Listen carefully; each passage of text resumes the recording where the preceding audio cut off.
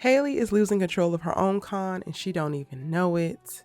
Andre, not you actually being a grown man in the situation when you talking with Uncle Ted. And maybe Kat just needed this little bit of advice from Vernon. What's good, y'all? She gets this Erica Vane coming to you right here on Erica Vane TV with another Beyond the Gates video. And in this one, I'll break it down season 2, episode number 30. If you're new here, hit that subscribe button, turn on your bell notifications so you don't miss the moment I post new Beyond the Gates content and conversations. This video is a little bit late, but it's nowhere near as late as I have been in previous weeks. So clap it up for your girl.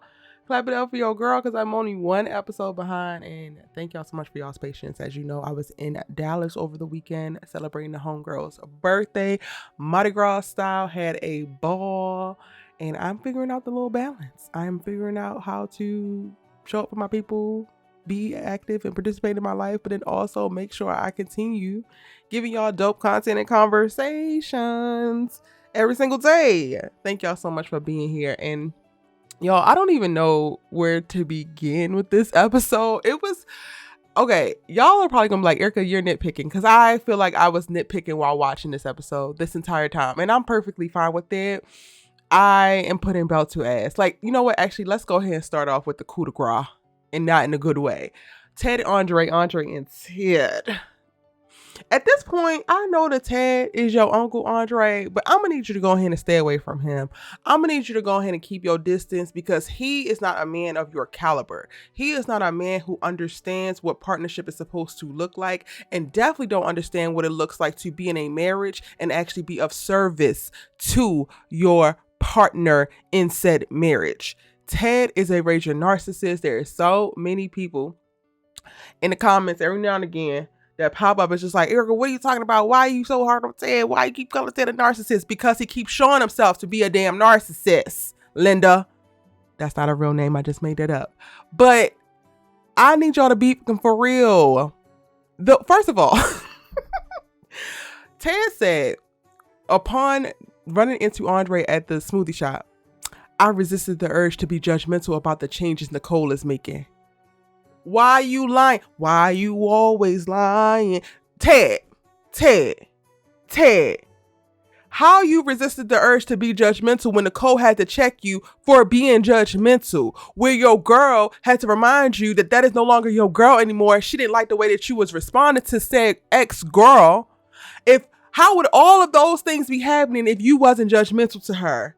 If you had resisted the urges that you had? How did you get in the doghouse with Shanice and have Nicole have to revisit your office later on to make sure she made it clear and made it plain that you have no say on what she does and does not do with her body moving forward, and she don't give a good goddamn about what you think about what she does with her body?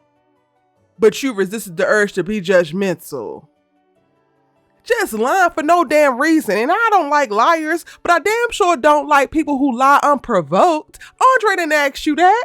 Andre quite literally said, hey, Uncle Ted. And then you sat there and word vomited a bunch of lies to cover up for the fact that you want your ex-wife back. To cover up for the fact that you're trying to steamroll yourself into a relationship with Shanice because she's yet another good woman that you don't even know how to handle and or take care of.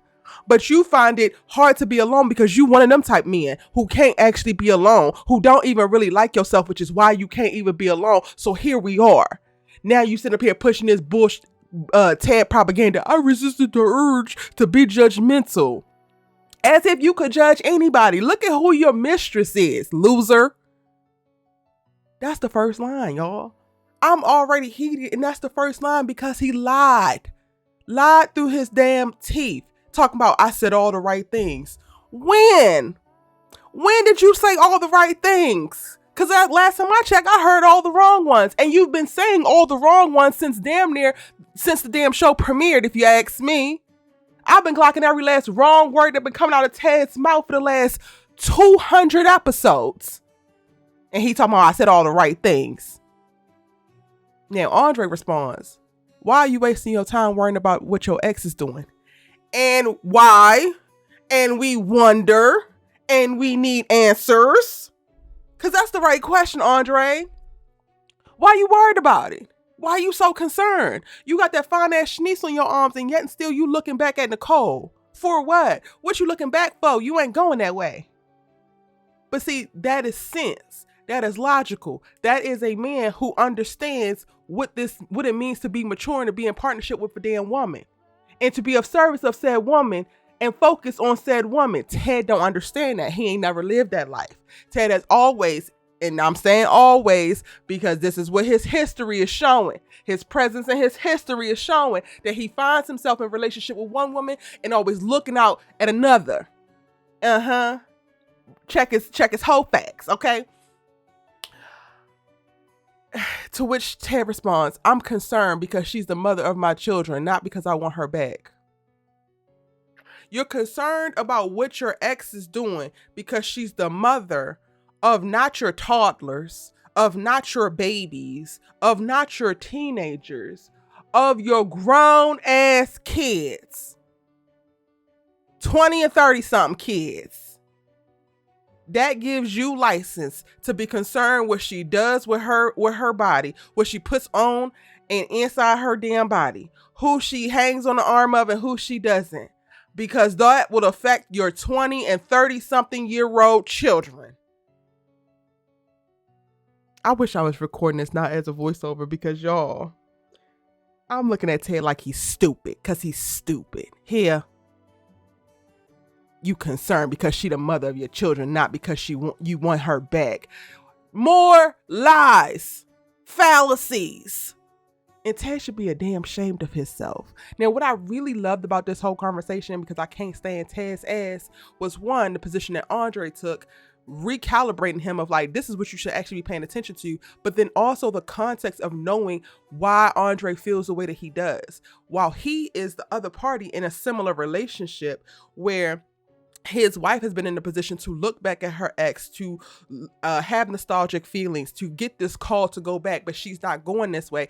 He now has a particular point of view that drives home every point that he makes a little bit harder, because he's not just saying this off of some theoretical, idealized, oh, this is what you should do type stuff. He's like, no, this is how it actually should be going. If you actually want to be in a healthy relationship, if you actually want to move forward, if you actually want to find happiness in partnership moving forward, I'm not just saying it, I'm actually living it. And I absolutely love this for him, but Ted don't seem to understand that. He gonna play like he understand that. And y'all ain't gonna tell me that he's not playing, because him saying I said all the right things told me all I needed to know, even though I have already known this about Ted. Ted is performing. He performed marriage and husbandry.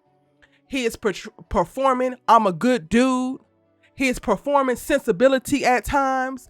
Ted is the type of person who's going to do the right things only when he's going to be seen doing the right things, so that he can say, I did all the right things, which is how he's able to cultivate and carry on an affair for a long enough period of time where he's able to father an illegitimate ass child while his wife is miscarrying children because they are actively trying. That's a double life leading Negro right there. One who doesn't actually have morality in him, but is going to perform morality because he likes the attaboy he gets. He likes the attention that he gets. He likes what it feels like to seem like this person, even if he's not this person. And I'm going to keep putting belt to ass because I identified that Ted was not the man he claims himself to be quite a while ago. And y'all asses is still falling for the propaganda. And I would love for you to liberate yourself. Now, we also get additional context on how Ted saw the situation back when he started cheating on Nicole's ass. He's talking about some after we had Cat, things got better. After you had Cat, after you, I guess, ended the affair, because that's the timeline that he quotes is like, oh, when Cat came, then he ended the affair and refocused on his damn marriage. But clearly they didn't. And then he goes on to say, but I stopped being able to bring out that side of Nicole. He's talking about the sexy side that he's seeing now. And this is why I want to whack him. I want to whack him every time I see him, y'all. Because it's narcissistic ass talking point after narcissistic ass talking point. Ted literally said, I stopped being able to bring this out of Nicole. So he's equating Nicole's liberation in this moment, Nicole's desire to experiment, Nicole's desire to express herself to him and his ability alone. And because he stopped being able to bring this out of her, she was not able to nurture this part of herself, cultivate this part of herself, which I will say is probably 25% true, but also you don't take credit for all of the greatness, all of the beauty, all the sexy that is Nicole. What the hell is wrong with you, Ted? You only get 25% credit because the relationship that you had her in was a stifling one. You put her in a gilded cage and limited her at best. So yes, you were not the thing that was bringing out the most experimental, the most expressive, the most desire-driven part of her, but you also was the man who had her tucked into a relationship where you both were performing a marriage, performing maybe adoration in a moment, performing longingness, performing all of these things tied to what you believe marriage is to be, while also being completely vacant and or void of it because you were able to step out with no damn problem and then hide it for 20 years. But Nicole not being a sexy version of herself was not simply because you didn't get to bring it out of her, because you created a circumstance where she had to continue to live up to a goofy ass standard and a goofy ass identity that never really aligned with who she actually is. The same way that you ain't living your truth either. How the hell you supposed to bring truth out of somebody, a safe space and create a safe space for them to be 100% themselves when you ain't even 100% yourself? You lying to everybody, including Andre, and you started the conversation off that way, and I see right through your ass, Ted. But thank you, Andre. Thank you for clocking Ted for what it is, because he said, and you acting exactly like Bill.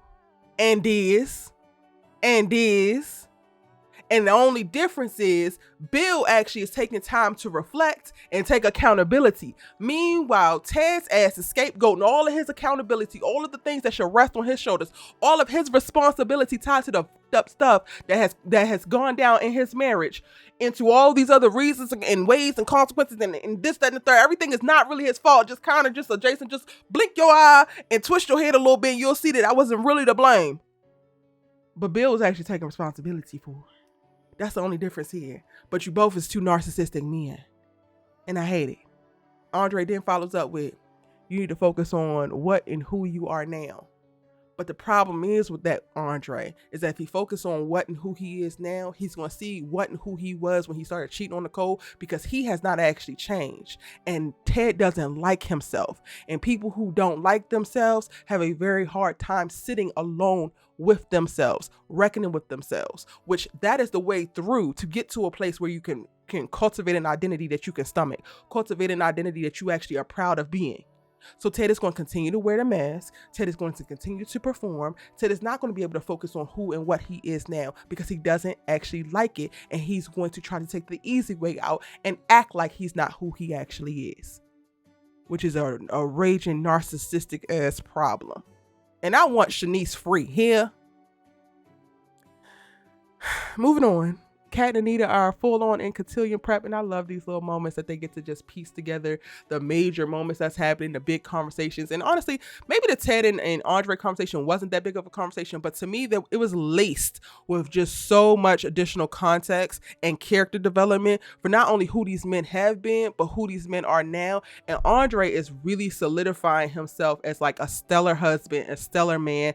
And all of the questions and all of the issues that I had with him when he was in his I'm a Chase Ashley era is completely wiped from my mind, because this is the type of stand-up ass man that we love to see, and this feels very genuine to him. But again, Anita and Kat are doing cotillion prep. They're talking about Tyrell and Samantha. Tyrell is going to be a little bit of a headache, but they're going to go ahead and get it done. And then from there, we go over to Ted running into Shanice down at the hospital. He gives her a gift for Valentine's Day and also to like apologize. And since y'all already know I'm whacking his ass for his narcissistic taste. And don't get me wrong, some of these things, again, when the people who say it have a different context, have a different history, it changes what it actually means. So I want y'all to be clear. Not just saying the words that I'm saying, that the dialogue that I highlight is a bad thing. It's the character who's actually saying it, right? So like if Vernon was to say the same thing to Anita that Ted said to Shanice, it would be perceived completely different on my behalf, right? But I take issue with Ted looking Shanice in her face and saying, your gift to me is going to be to see you in it. Shanice is not here for your satisfaction, for your entertainment, for your, like, because Ted is a man who does not lead in any type of servitude, I don't think that he deserves to be served. I don't think that he deserves to be catered to. He does not deserve the things that he cannot actually reciprocate. And I take all of these things that he say like threats. Because what? And Shanice is gushing because she wants to see, once you have a crush on somebody, then you are operating with not enough information, and your brain contorts itself to ignore very big red flags and sometimes orange flags as well, just so that you can keep the damn fantasy alive. And I think that that's what's happening with Ted and Shanice, because the roses should have been a bigger deal than they actually was. And yes, he gave you this luxurious dress, and she's talking about, this couldn't even fit in my closet. Like, this doesn't belong. I can't afford anything like this, like alluding to that. And he's like, well, this will be your gift to me to actually see you in it. And it's like, you completely dismiss her very valid concerns about her dressing outside of her norm. And Shanice always looks good, but there's something to be said about y'all economic difference. And if she has some type of hang up about it, it's your job to work with her as she navigates it, as she steps up into this newer hierarchy of more luxurious clothing and dining experiences and XYZ. But Ted bulldozes right through it, focused on what he's going to get out of it. And Shanice just like, oh, okay. And I'm like, girl, I want you to have the butterflies and the fairy eyes and all of that for the man, but for a good man, for a man who can actually create a safe space for you to open up and expose whatever your insecurities are. Open up and be vulnerable to, you know, what really makes you tick and what triggers you and all of those things. And Ted is just not that man. He's not. But the whole purpose of this whole moment was honestly for us to see Nicole see this happen. And Nicole wound up being a class act. Because what? You're going to look stunning in that dress, girl. You're going to work it. Absolutely. Which Nicole does a lot more for her confidence in this dress and stepping in this way than I think Ted does, which I'm not mad at. But I absolutely love for Nicole, because while she does have feelings about it, while she could, you know, have some things going on internally, which we get to kind of like see when she goes over to Anita's to kind of like debrief of all that had went down during her day. And she points out, like, I had to watch Ted play knight in shining armor to Shanice. Her direct response to Shanice is nothing but kind, nothing but gracious, nothing but supportive. And I love this for her. I absolutely love this for her. But for me, it also gives me another reason to whack Ted, because Ted does not move with the same amount of grace. Like, he might be shifting now and tolerating now how Nicole is moving in their dating life, but he is not giving any of Nicole's dates the amount of respect and care and grace that Nicole has given Shanice. And let's talk about Nicole, because she gets a pop-up visit from Carlton in this episode. And not because he's trying to make more romantic plans, but because he needs help with a patient. And it's a great little segue, a little entry point into them having conversation again. And Nicole notes like, oh, I thought that we were, you know, having a little bit of static. And he's like, nah, we're good. They both talk about how they are keeping their options open for Valentine's Day. And you can tell that Carlton is still a little bit wounded, but then they wind up getting interrupted by the chief of staff. And let me go ahead and say this. Titles mean things. Words mean things. So like, while this person is the chief of staff is literally the highest assistant. Honestly, they are not actually the chief of surgery. They're not the chief of the damn hospital. They probably don't even have a medical degree. She might have a nursing degree at best. So the way this lady was moving, I was just like, excuse me? It's one thing that you got to manage, you know, the OR schedules and the logistics and the this and the that, but girl, not too damn much, because the way that you're moving and the fact that they gave this role to this dignified looking white woman, I'm like, and then this is how she talks to these black doctors. Meanwhile, they are actually above you. I'm just kind of like, I don't like it. I don't like it at all. There is an exchange, and Carlton is being a little bit pissy because he is still kicking up dust about his getting kicked out of the OR that he really wanted because it's the best OR to do the operation that he was doing. And there's a moment where he calls out how plastics surgeries get disregarded and treated as non-emergent when they are just as important. And I think that that's a very valid conversation to have.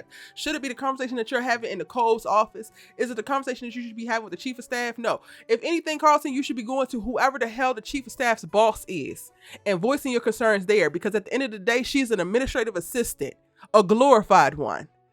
But you going back and forth with her gives her license to go back and forth with you, and now you look like the stupid one. You look like the one that's just throwing a fit for no goddamn reason. You look like the clown in this situation, and I actually hate this for you. Now, the only way that she's created a moment for her to look just as stupid as you is when she turns to Nicole and says, "Oh, Nicole, can you talk him down? Because you seem to have a great deal of influence over Carlton these days." Excuse me, little hoe, what? Excuse me?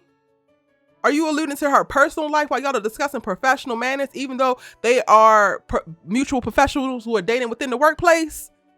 Regardless, that is not for you to damn speak on, especially as a goddamn assistant. I said, this girl needs a demerit or write-up or something, because chief of staff my ass. Nicole takes issue with it, but she don't actually push back enough in the moment. And we get to see a little bit more with little Miss Chief of Staff when she goes over to Shanice and thanks Shanice for giving her the heads up that Carlton was unhappy about the damn switch. But then later on, she doubles back and has something smart to say to Carlton about how she's running a damn dating service around here. And I said, oh, well, last time I checked, you didn't facilitate none of these goddamn unions. So who the hell are you? But again, y'all, words mean things and titles mean things. And what I know a chief of staff to be is, yes, you're a damn important person, but you are an important person to the important person. You are the damn assistant to the most important person. When other important people are in the room, you being important to the important person don't trump all the other important people in the goddamn room. So watch your tongue. I'm gonna have to wait for a couple episodes and we get to see more of the chief of staff before I can really read her the riot act. But those are just my thoughts on her. She's about to shut down all this fraternizing in the workplace, it seems, though. She's gonna push that right on up the ladder and make it call to a point and to the higher ups' attention all of the love matches that are happening. And how messy it's getting in the workplace. But she was out of bounds. She was out of bounds when she said, "Oh, you have a great deal of influence over Carlton." Cause girl, what? In other news, child, while all this is going on down here at the damn hospital, I'm gonna come back to Nicole when she gets over to the manor with Vernon and Anita and Kat. But while all this is happening, Haley is playing Bill like a damn fiddle with Lynette, and Lynette is playing Haley like a fiddle. Like, Haley, the fact that you find yourself in a weird spot where you don't know if Lynette is friend or foe should be telling you more than you're actually allowing it to tell you. You want Lynette, you want to believe that Lynette is your actual friend. You want to believe that y'all are going to find some camaraderie, and I get it, you're lonely. But you know who this damn girl is, and you know what the hell she's saying. You have to make a point. The girl talks about, oh my God, that was so cool, us working a mark together. Maybe next time we can get Bill to buy me a house behind the gates. Haley, did you hear that? Did you hear that? You should hear your damn plan crumbling right in front of your face, because Bill might be dumb, but he ain't this damn dumb. And he's going along with the getting her the hotel room because you asked for it, because it would make you more comfortable in this moment. But he is highly skeptical of Lynette, and he is seeing right through her. He can tell that she's the type of person that's going to take advantage of whatever opportunity comes to her. She's an opportunist, and he clocks it a mile away. And the crazy part is, the closer that you get to her, the more that you continue to stick with her, the more you continue to align with her, the more he's going to be able to see the similarities between the two of you. Because while Bill wants to take care of you, and while he wants to do this and do that and be the knight in shining armor to your ass, he also made a point of watching Dani's live stream right there with you, clapping like he was the damn proud husband, watching her evolution and return to fashion, because he knows the reason why she left fashion, and he's excited in this moment that she's actually reclaiming all her power and her beauty. Not to mention when she's able to get that damn reporter together doing a live stream. But anyway, Haley, your plan to get Bill back under your thumb and use Lynette to do it is literally on the road to backfire, and you are not doing anything to stop it. And you know what? I love it, because I can't wait to see all of it blow up in her damn face. All right, let's talk about the live stream, because the way Dani handled that damn reporter who decided to go rogue and call her old and ugly was expert level. I'm an icon. Don't trip. With a little tinge of truth and vulnerability, and I absolutely loved it. And Audrey was just standing there like, that's my woman, that's my woman. Love this for her. I thought that the live stream, specifically the response to that ignorant reporter's question, was such a beautiful moment of dialogue, not only for the Dani Dupree character that's 100% authentic to where she's at and how she sees herself, and projecting for where she plans to go in the future, but also something I think that the women who watch Beyond the Gate, specifically of a particular age, need to hear. Because you don't just, as you age, whether you aging gracefully or not, you don't just lose all your je ne sais quoi. You don't just lose your beauty. Like, your beauty is more than skin deep. Like, it's just it was so layered in all that she was communicating. And I love how empowering it was, not only for Dani, but again, for women of a certain age. We don't think about this as we're younger. I'm just now starting to think about it now as I'm getting older and as I'm seeing so many birthdays go by and celebrating birthdays with family. And I'm just now starting to think about aging. And the way society pitches it to us is like, oh, this is when life is over. The moment you turn 40, it's it for you. You're ugly, you're rolled up, you're wrinkled, you're this, you're that. And it's like, no, especially not for Black women. So I felt like this was such an empowering moment, a space and time they took within the show to serve multiple purposes. Yes, push Dani's storyline forward, but also just provide an empowering rallying cry to women who could identify with Dani, see themselves in Dani, look like Dani, and should, kind of get that reality check of like, baby, this could just be the beginning for you. Trust and believe. It's not over yet. It's not over till you say it's damn over. And don't nobody give a damn about what anybody outside of you got to say about it, especially in this goofy ass society that pedestalizes hedonistic ass ideals and all the other bullshit.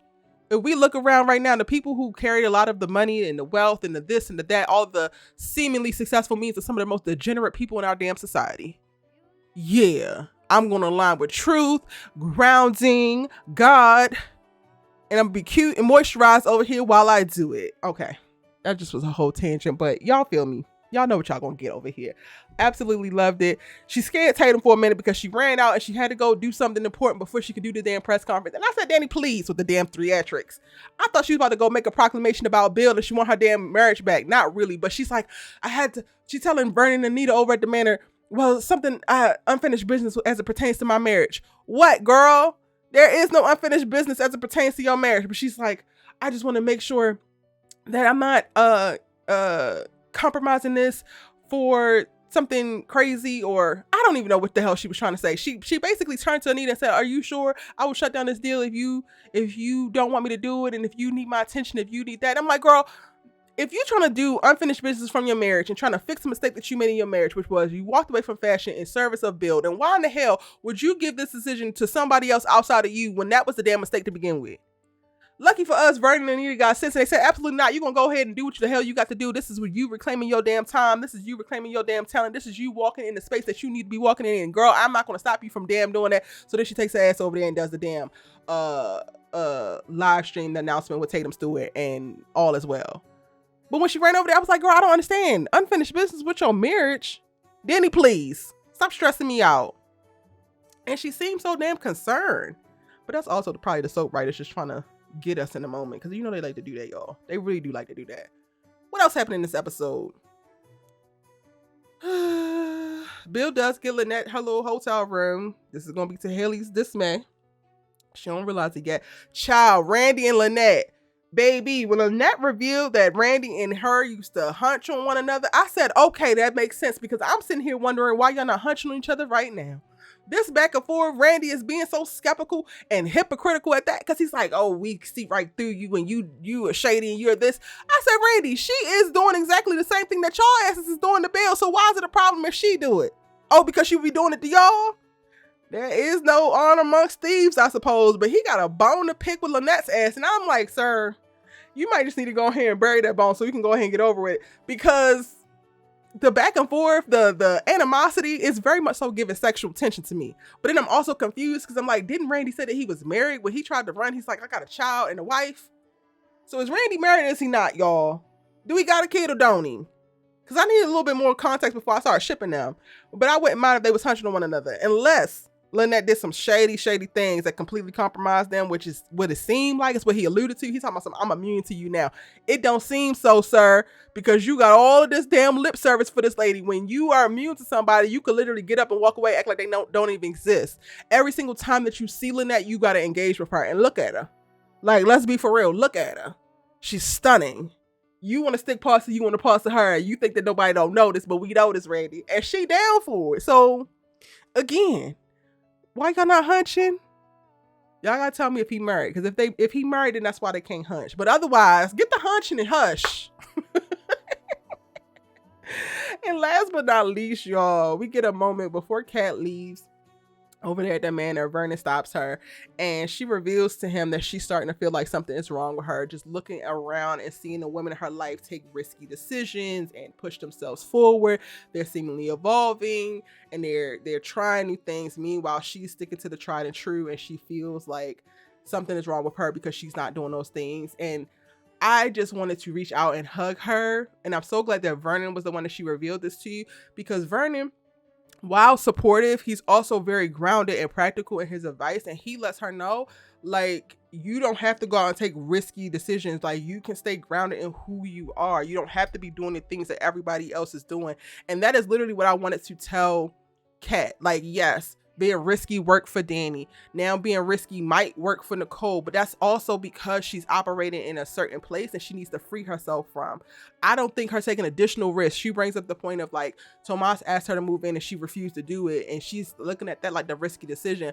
Girl, that is not actually the risky decision. Being in a relationship with a man who don't even really like you, that's the damn risky decision. But she doesn't know that to be true. And her deciding to throw caution to the wind and move into this man and further build her life on his platform, only to give him more leverage to pull the wool from under her at any given moment when he decides that he finds a better model, or he finds a better opportunity, or he leaves Bill's law firm, is not the actual thing to do. And I hate it, because Kat is the daughter who was raised by the daughter who just had all these ideals of, like, how things are supposed to work, and they are so committed to it that they are not allowing themselves, or Nicole is now starting to allow herself to see the world a little bit differently and turn her head a little bit and get a different perspective. But Kat is so committed to the idea of, like, how love is supposed to work, how business is supposed to work, how all of these things are supposed to work, that she's not able to allow herself to cultivate a path for herself.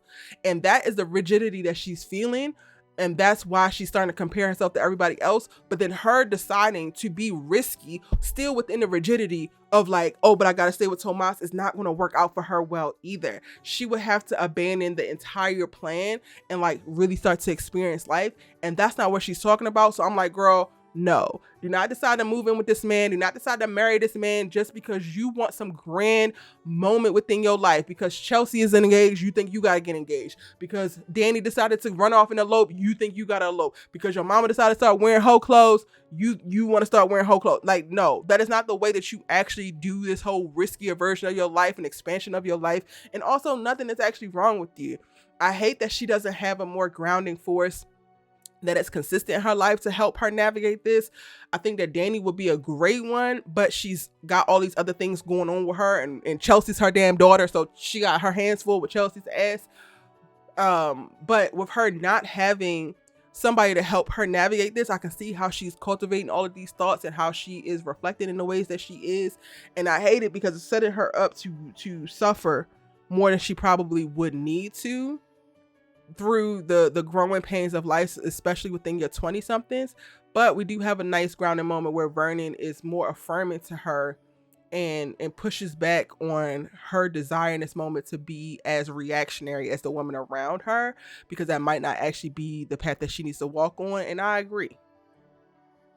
And those are my thoughts on episode 230. Y'all, let me know your thoughts in the comment section down below. It's your good sis you love to talk TV with. I thank you so much for watching, and I'll see you in the next one.